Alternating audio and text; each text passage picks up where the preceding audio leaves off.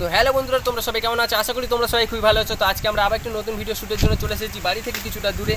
আর আমরা কিছুদিন ভিডিও ছাড়তে পারিনি, তার একমাত্র কারণ ছিল যে আমাদের ক্যামেরাম্যান খুব অসুস্থ ছিল। তো আজকে মোটামুটি রিকভার করেছে ক্যামেরাম্যান।